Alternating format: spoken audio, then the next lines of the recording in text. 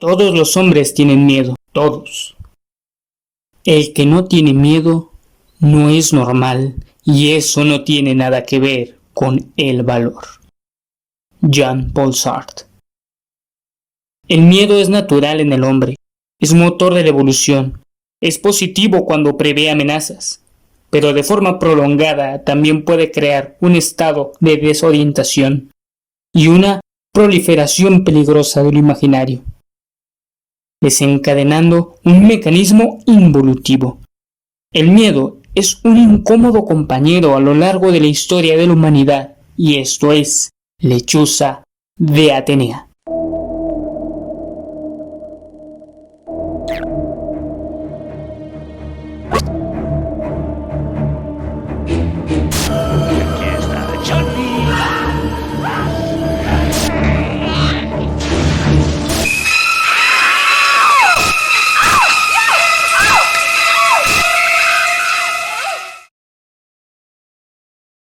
Vengan, pasen, acérquense y sean bienvenidos a Lechuza de Atenea, el canal de historia. En esta noche que recordamos la muerte y otros horrores inimaginables que nos acercan al abismo de la locura, vengo yo a llevarlos a un recorrido, a un lugar triste, olvidado, lúgubre. Esta noche conocerán la historia del miedo, el temor, la angustia y el miedo son intrínsecos a la naturaleza humana y sería ilógico pensar que no son parte de nuestra historia. El miedo ha sido artífice de grandes momentos y protagonista de descabellados, asombrosos y crueles momentos en la historia. Sin embargo, en la historiografía supone un silencio, desde el cual pocas voces claman para estudiar nuestra relación histórica con el miedo. Escribir la historia del miedo supone un gran reto para la historiografía. ¿Por qué? Porque no solo se trata de hacer una reconstrucción de este sentimiento al que llamamos miedo. No. Se trata de una reivindicación de diferentes y complejas emociones que van de lo individual a lo colectivo en diferentes tiempos y en diferentes latitudes. Como explica Jean Delamue, el silencio prolongado sobre el papel del miedo en la historia sin duda es a causa de la confusión mental ampliamente difundida entre el miedo y la cobardía, valor y temeridad, ya que se ha tenido a camuflar las reacciones naturales que acompañan al peligro tras apariencias de actitudes ruidosamente heroicas. La palabra miedo está cargada de vergüenza que ocultamos. El tesalonicense que lo espera es el hombre más grande que he visto. No me atrevería a enfrentarlo. Es por eso que el mundo te olvidará. Gracias a la vergüenza que nos da admitir como especie que tenemos miedo, es que era impensable darle su propio espacio en los estudios a este sentimiento. Y a pesar de ser algo explotado hasta la saciedad por instituciones y revoluciones, sería hasta el siglo XIX que comenzaríamos a estudiar en serio y en profundidad este fenómeno de la psique humana. Primero fue la psicología, después la antropología y posteriormente la sociología. Tristemente, la historia tardaría más tiempo en ponerse a estudiar esta clase de fenómenos mentales, emocionales, psicológicos. Y sería hasta ya entrado el siglo XX, casi en la segunda mitad del siglo XX, que le daríamos espacio al estudio del miedo. Eso sí, apoyándose en las tres disciplinas anteriormente dichas. Ahora, como ya sabrán, los que están familiarizados con la metodología histórica, es momento de saber de qué vamos a hablar. Es decir, hay que definir qué es el miedo.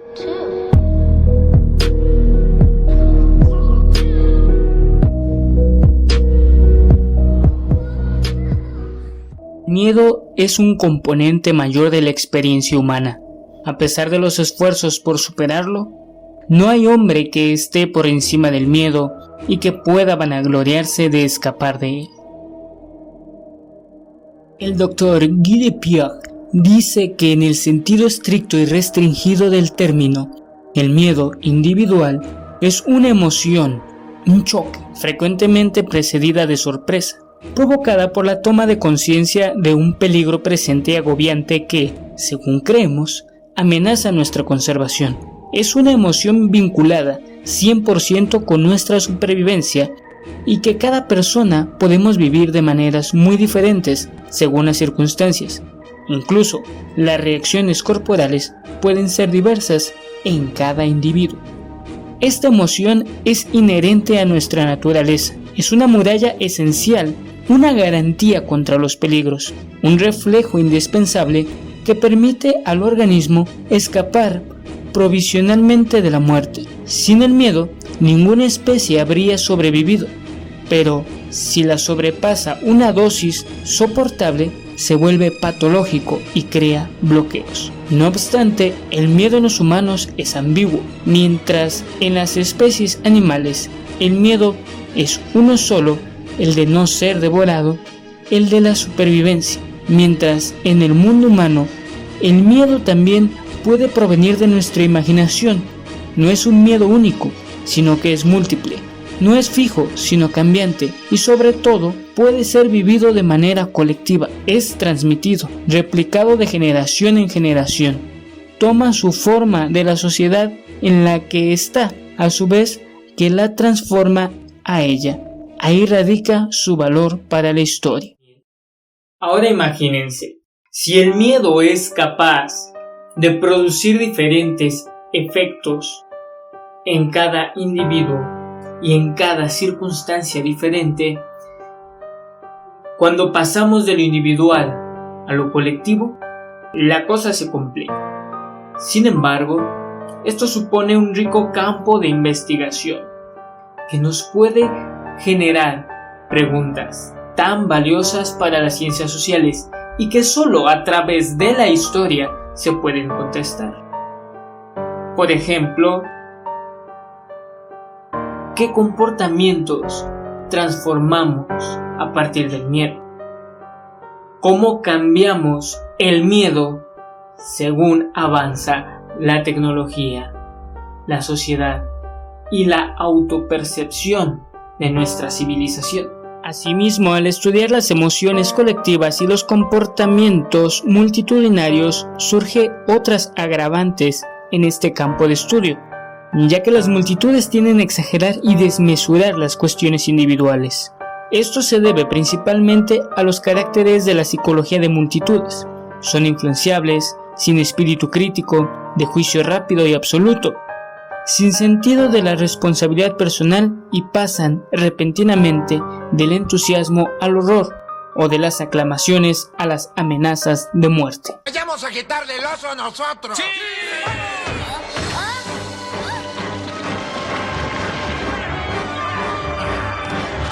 ¡Lo tengo!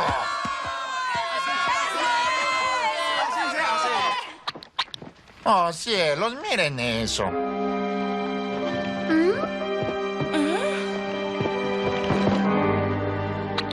¿En qué nos convertimos? Le hemos dado mala fama a la chusma. Sí, pobre nena. ¡Eso no debe ser! ¡Devuélvanlo! ¡Déselo a la nena! ¡Sí, ella lo quiere! ¿Y qué hace? En cualquier caso, el historiador no tiene que buscar mucho para encontrar su presencia en grupos humanos.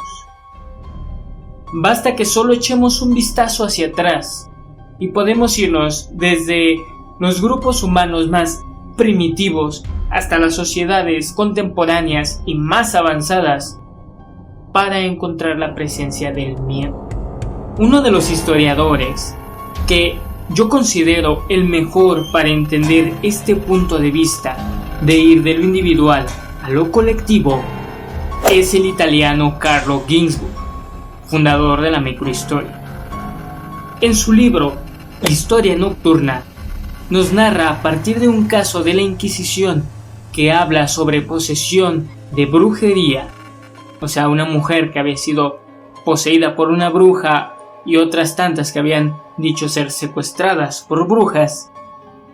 Él reconstruye la historia de cómo se generó el miedo a la brujería, yendo hacia el pasado de ese lugar pequeñito donde él estudia, qué había ahí, qué creía la gente y cómo sus creencias fueron evolucionando.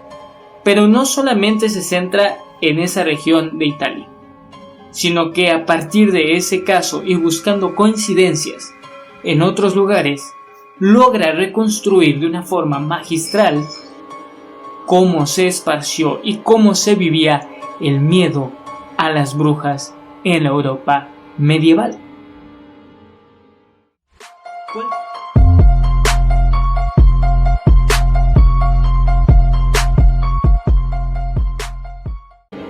La emoción más antigua y más fuerte del humano es el miedo. Y el tipo de miedo más antiguo y más fuerte es a lo desconocido.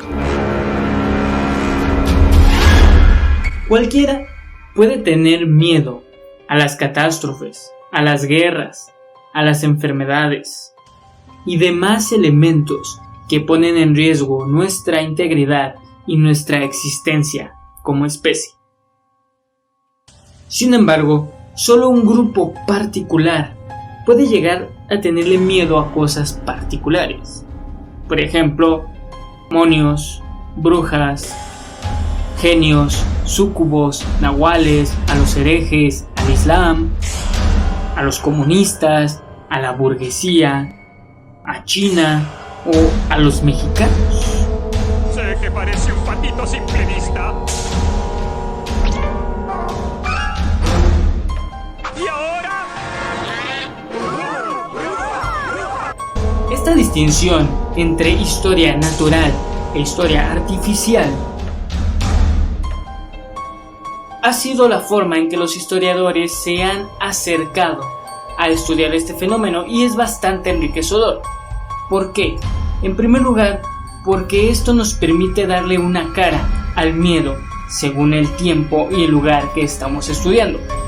Y en segundo lugar, porque se convierte en una especie de marco metodológico donde podemos comprender el desarrollo y la evolución del comportamiento y del miedo.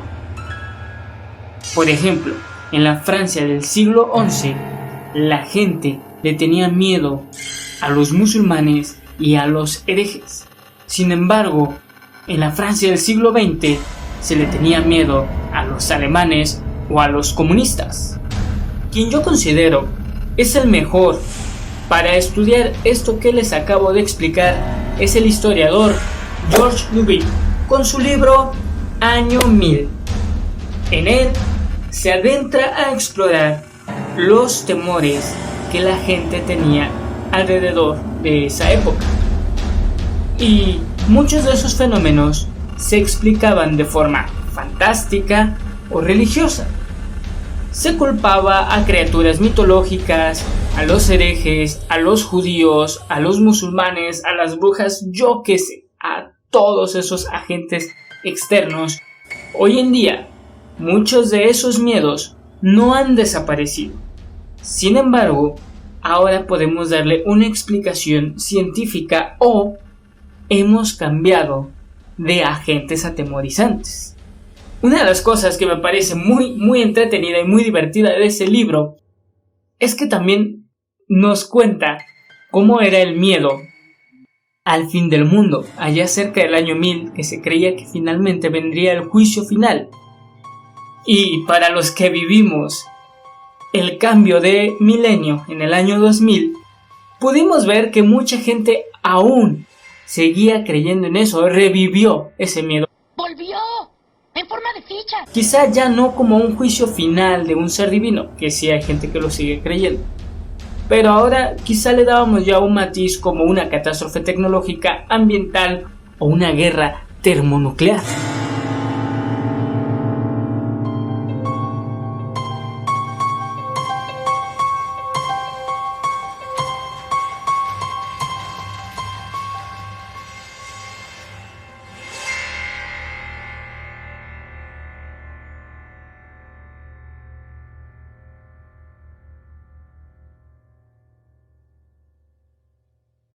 Otra forma de trabajar el miedo es a través de las clases sociales. Porque mientras al hombre sencillo, a la persona de a pie, al hombre o a la mujer que no ostentan el poder, se nos imponen miedos desde las instituciones en turno. Y entonces no es lo mismo como las personas que estamos en los estratos bajos, le tenemos miedo a las cosas, que quizá la forma en que lo viven, lo razonan y lo sienten las personas de estratos más altos. Es un poco, por ejemplo, este juego que de repente hay en internet sobre los white mexicans, donde ellos viven como en una burbuja donde, no sé, quizás su mayor miedo es que su blusa no combine con sus zapatos, mientras que otros tenemos mayores preocupaciones como pensar qué vamos a comer al día siguiente. Sí, así de simple, así de sencillo, pero es que es una cuestión que no puede escapársenos a nosotros los historiadores, claro que no. Además, el miedo que se vive en las instituciones también es un poco extraño, porque si bien una institución puede implantar en la sociedad un miedo concreto, aun sabiendo que esto puede ser falso, con el paso del tiempo la institución, al repetir ese discurso, acaba creyendo en el miedo que ellos mismos fundaron. ¿Realmente exhalan fuego o lo inventamos? ¡Caray, ya lo olvidé! Un ejemplo muy claro es la Iglesia Católica, que si bien muchas cuestiones sabían desde un principio que era manipulación, con el paso de los siglos, los obispos y grandes clérigos ya no encontraban diferencia entre lo que los primeros padres a lo mejor habían hecho intencionadamente con lo que sí era un miedo real. El libro que les recomiendo para conocer este tipo de trabajos es Historia del Miedo en Occidente, de John Delamont. Bueno, no sé si así se pronuncia, no sé francés. En este libro se explora la relación del miedo dependiendo las clases sociales y cómo también estas interactúan entre sí, generando nuevos agentes de miedo o repeliendo algunos de los que ya realmente pues se puede prescindir. En una parte se va a hablar del miedo de los de abajo, de la gente sencilla, de cómo en su día a día viven este miedo constante y este temor, no solamente a las cosas imaginarias como podrían ser las brujas, los demonios o a personajes muy concretos a los que se les culpaba de todos los males, sino también a cuestiones como la inseguridad, el hambre o la peste negra. Desde los mismos miedos se explora cómo la gente de arriba, es decir, reyes, nobles, obispos, grandes sacerdotes, predicadores y demás, o gente rica en general, vivían esos miedos desde su propia esfera. Además, obviamente, de que tenían que enfrentarse a otros miedos que a lo mejor el hombre sencillo, la persona del pueblo, no podía divisar. Temores y fenómenos que venían de más allá de la pequeña región en que muchas de las personas jamás salieron. Por último, el simple hecho de que el miedo esté conectado a nuestra naturaleza y a nuestra imaginación ha movido la maquinaria cultural desde tiempos inimaginables, dando paso a expresiones artísticas de todo tipo, desde las primeras esculturas o pinturas de seres horripilantes o de animales atemorizantes,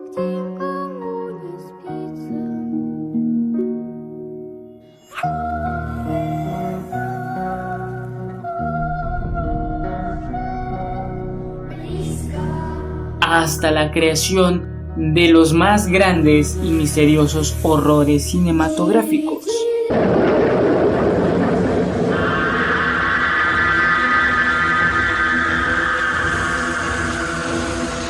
El miedo se hace presente a través del arte. La historia del arte es el mayor campo de exploración para entender nuestro miedo y el miedo a través del tiempo. De hecho, si no fuera por el arte, quizá no hablaríamos de la historia del miedo, ya que fue gracias a esta que podemos expresar este sentimiento, que en otros ámbitos puede llegar a ser reprimido. Como les decía al inicio del video, existía un gran vacío cultural en el miedo por su relación que tenía con la cobardía y la vergüenza. Pero el arte evolucionó y pasamos de narraciones heroicas a historia del terror. Y si recuerdan, cuando dije sería hasta el siglo XIX que comenzaríamos a estudiar en serio y en profundidad este fenómeno de la psique humana. Y no solamente estoy hablando de estudios psicológicos como los que hacía Freud y otros grandes de la época en materia de la psique. Por el poder de la superciencia.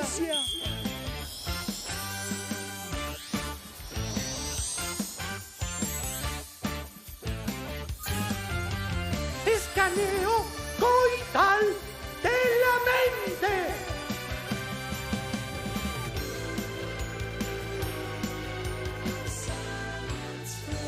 Reconozco esa silueta grande y deliciosa. No, me refiero, por ejemplo, al gran espacio que abrió la literatura al miedo.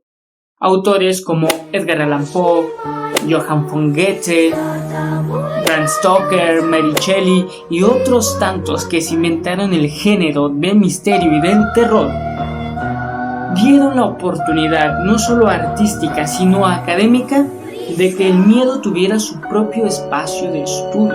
El mundo del arte está lleno de referencias al terror, y el libro que les quiero recomendar para que puedan acercarse a la historia del arte y el miedo es Historia de la Fealdad de Umberto Eco, un libro en el que se explora la iconografía de lo feo, de lo grotesco, de lo horripilante, de lo malvado y de lo atemorizante. Si tú eras el del teléfono y el del autobús, ¿quién jugaba con las luces?